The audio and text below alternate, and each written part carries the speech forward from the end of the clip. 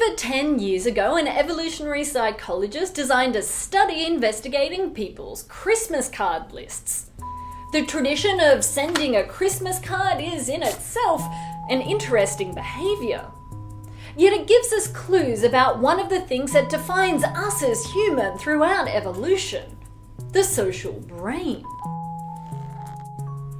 The social brain hypothesis suggests that human intelligence evolved to negotiate our complicated social group. We have these complex behaviours, and the more information that we need to store and manipulate about our environment, the bigger the computer needs to be. What's really interesting is that one part of our brain, the neocortex, is correlated with the size of our social groups. The neocortex is the outer layer of our brain, and it's responsible for our higher functions like conscious thought, language, or spatial reasoning. Researchers looked at the neocortex of other primates and compared it as a ratio to the size of the rest of their brain, and they found a pattern. Lemurs with the smaller neocortex live in social groups of 9. Long-nosed monkeys with a larger neocortex live in groups of 14.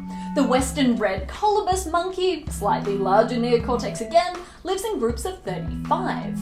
And the chimpanzee, with the largest neocortex of all primates, except for humans, lives in a social group of 53.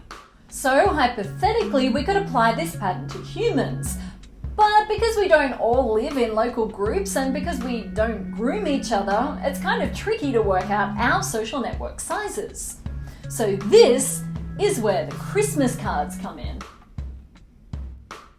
In the Christmas card study, participants were asked how many people they were sending cards to, how far away they were the last time they'd been in touch, and how emotionally close they were. Researchers found the average number of cards sent was 68, and because you can send a card to more than one person, the average social network size was 153 people.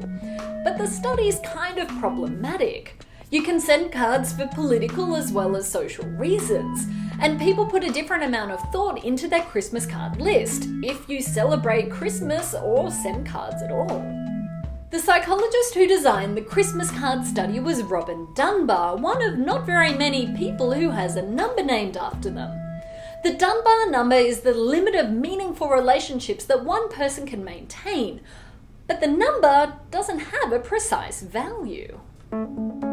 In the early 90s, using that primate neocortex ratio and applying it to humans, Dunbar estimated his number to be 150 meaningful relationships per person.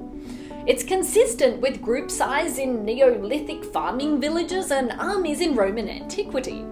And because our neocortex can only be so big, it's actually hard for our brain to accommodate more relationships. But thinking about the size of a Neolithic farming village is literally comparing the present to the Stone Age.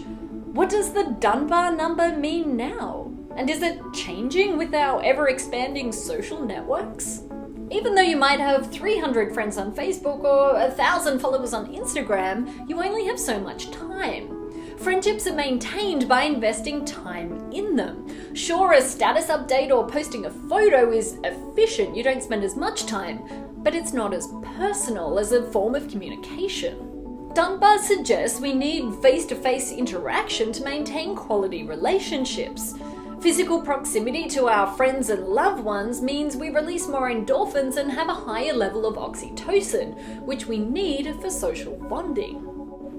Sure, our neocortices are only so big, but our brains have this amazing plasticity to grow and develop to suit our environments.